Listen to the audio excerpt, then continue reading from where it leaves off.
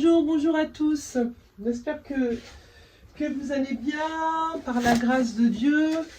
Je voudrais aujourd'hui passer un peu de temps avec vous en méditant la parole de Dieu qui bénit, qui construit, qui nous répare et qui nous guide.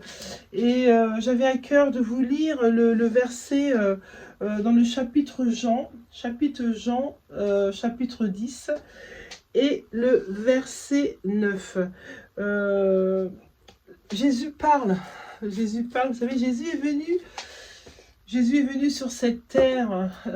C'était un plan divin qui avait été prophétisé par ces prophètes de l'Ancien Testament, de la venue du Messie, Yeshua, Yamashia, et il est venu et on savait qu'en venant sur cette terre, c'était à des fins de racheter, de sauver toutes les brebis que s'étaient égarées de par le péché d'Adam et d'Ève en mangeant ce fruit défendu.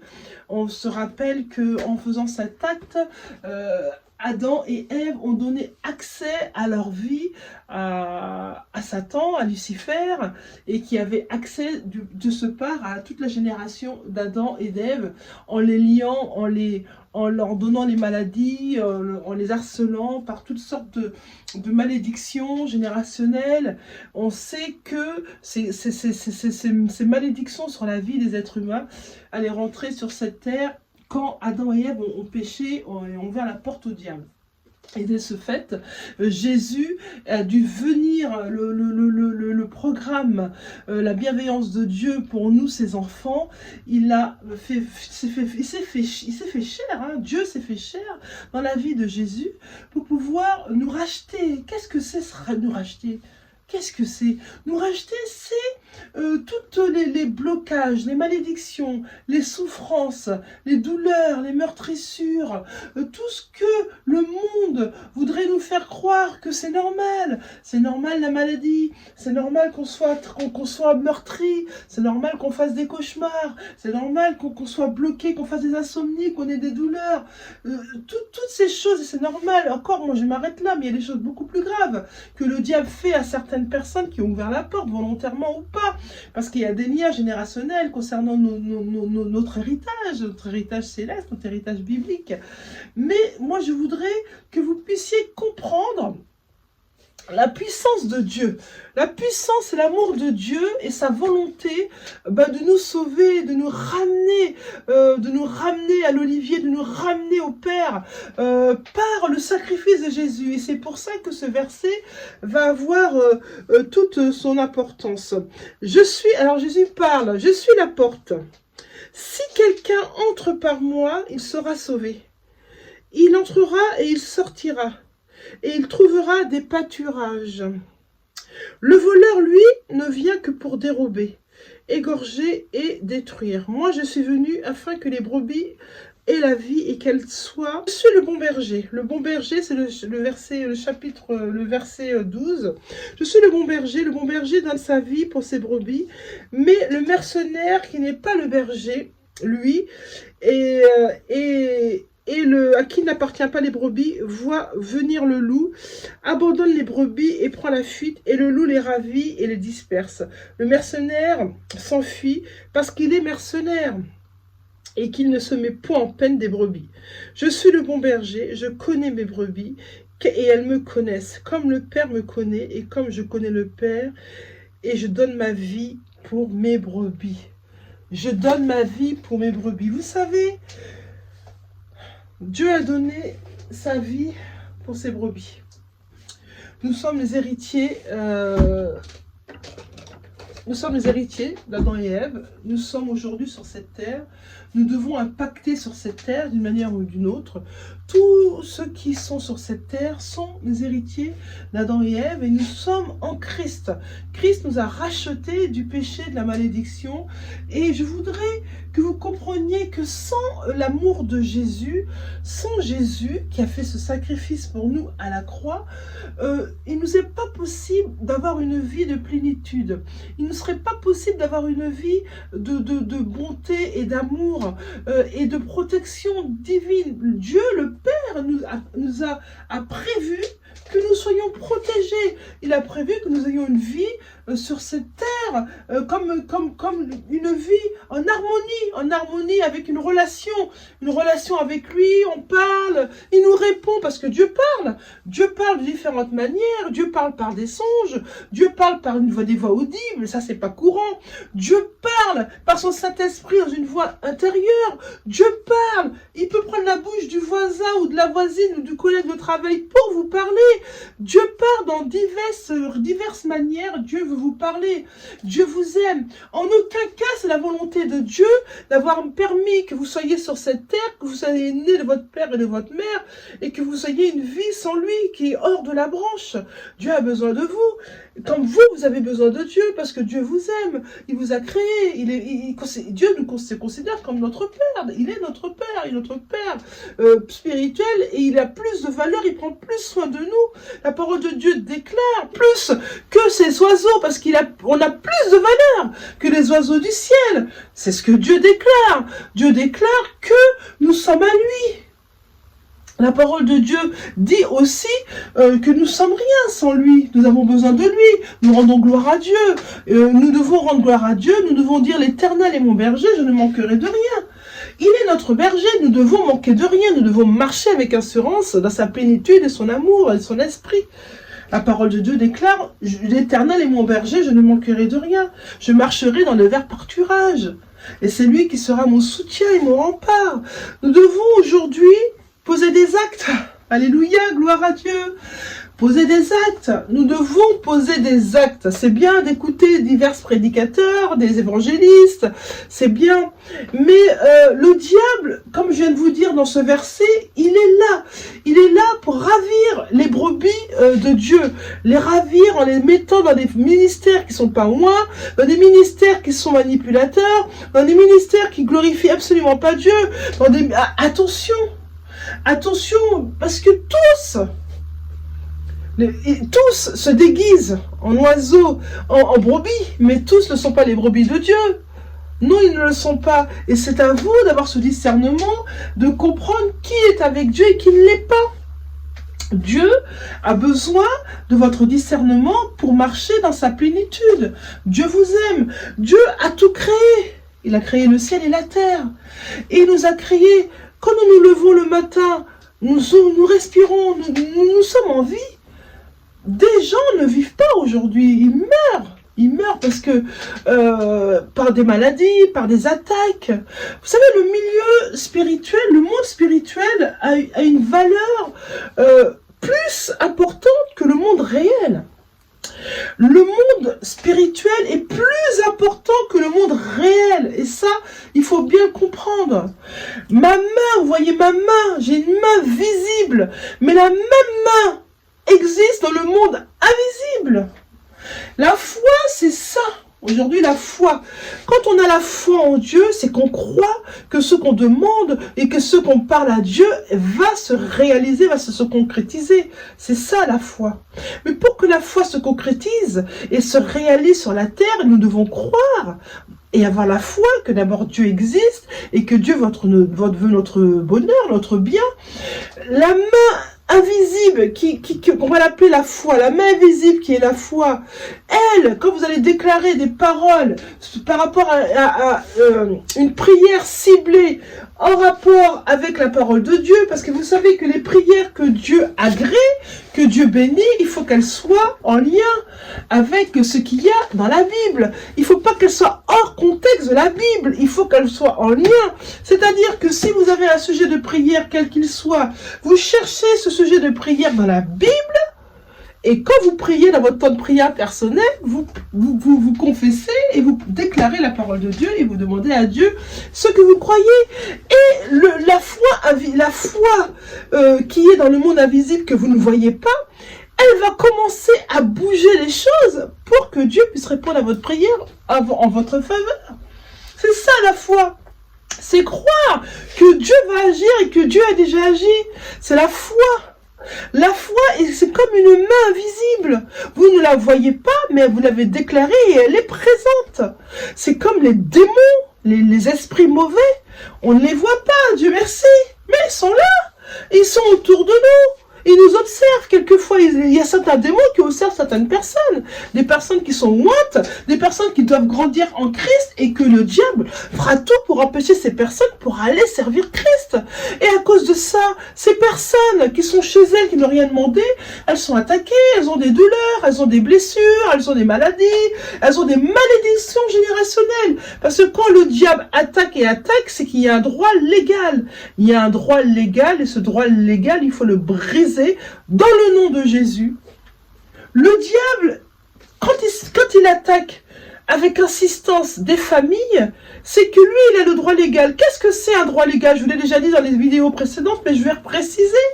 Un droit légal, c'est une porte qui a été une porte maléfique, une porte qui a été ouverte dans le milieu spirituel que vous, vos ancêtres, vos arrière-grands-parents ont ouverte en faisant un pacte avec le diable, ou pas forcément, mais en ayant des pensées mauvaises.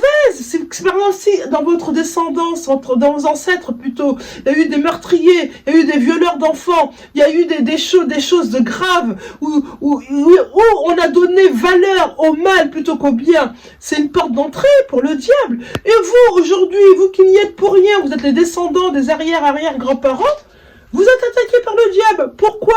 Parce que dans votre lignée familiale, dans votre lignée de sang, le mal a été acté. Et pour annuler cette malédiction sur votre famille, bien sûr, déjà d'une, vous donnez la vie à Jésus, il faut donner sa vie à Jésus.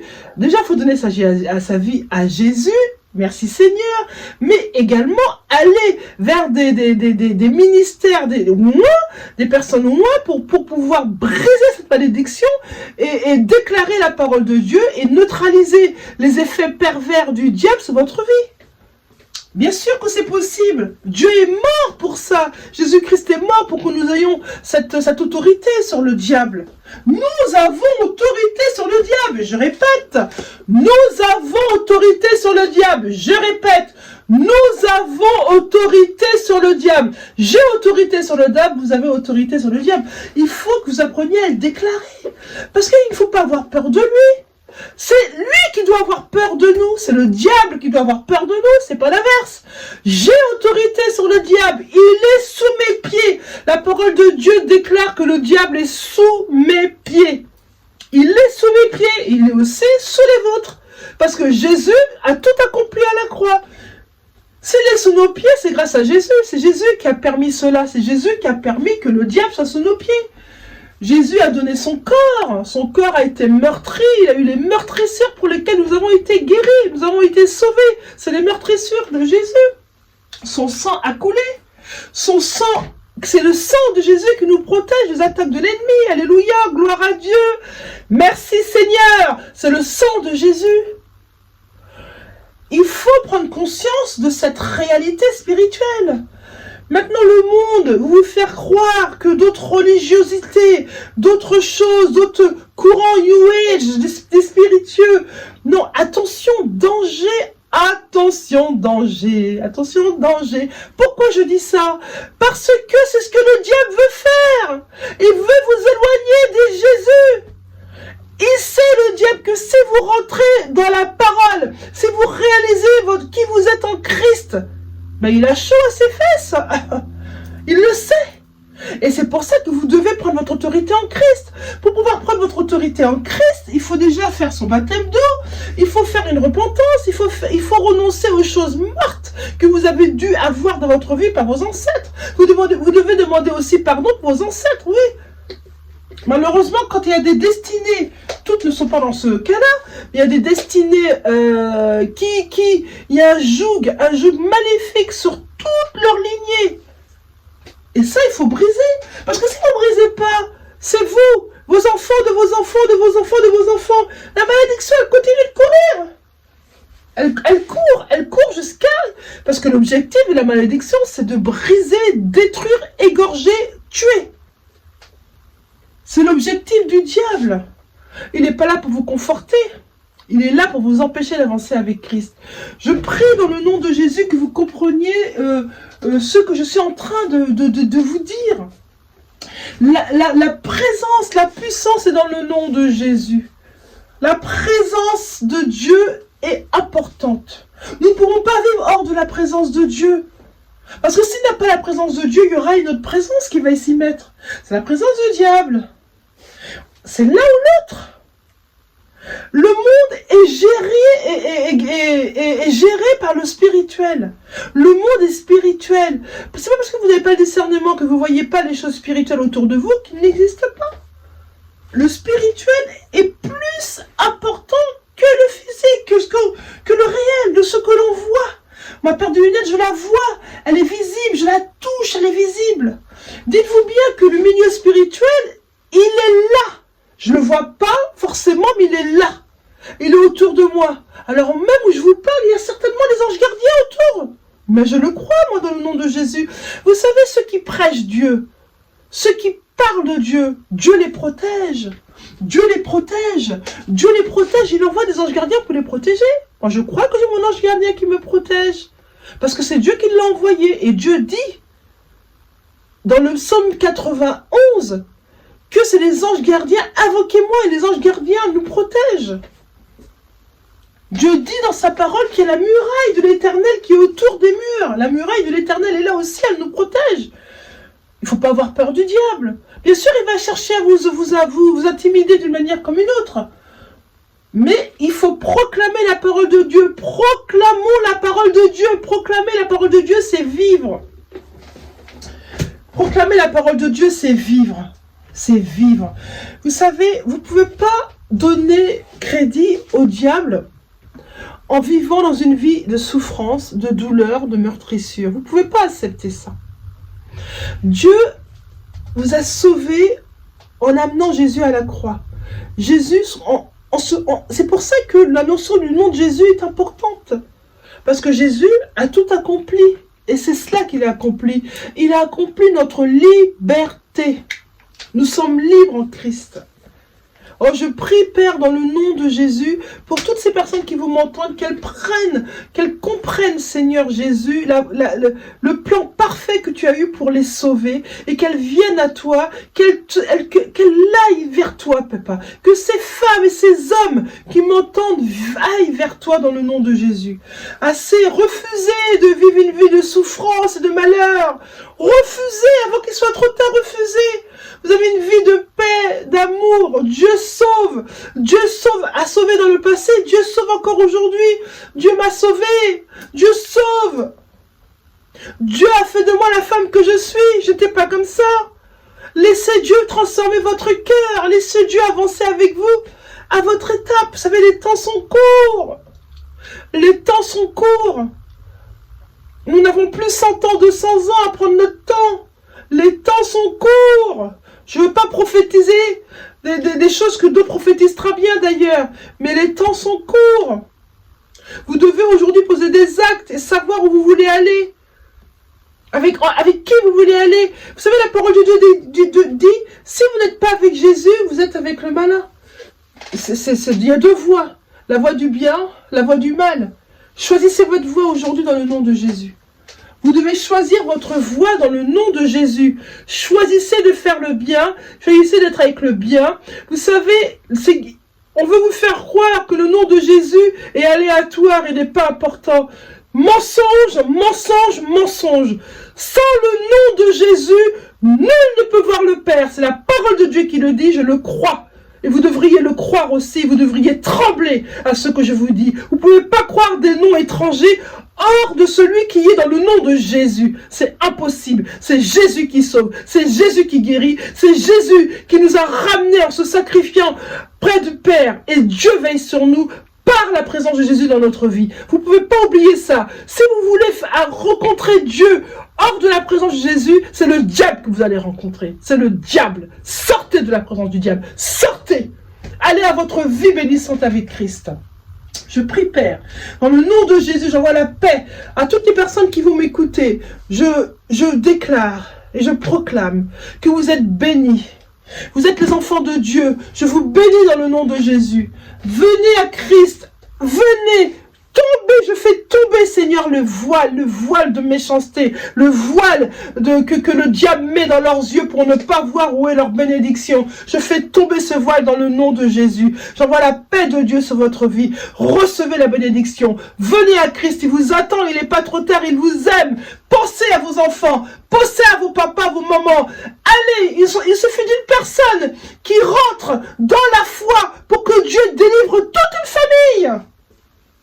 Une personne qui rentre dans la foi, qui donne sa vie à Jésus pour que Dieu puisse avoir accès à toute une famille et sauver toute une famille par cette seule personne. Il ne suffit que d'une personne. Soyez cette personne-là. Venez à Jésus. Venez à Jésus. Je vous bénis dans le nom de Jésus. Recevez sa paix, son amour et sa protection pendant que vous dormez. Recevez sa protection. N'ayez pas peur des esprits de paralysie. Recevez sa protection. Je neutralise tout esprit de paralysie. J'arrache l'ivraie. J'envoie la paix de Dieu dans le nom de Jésus. Amen.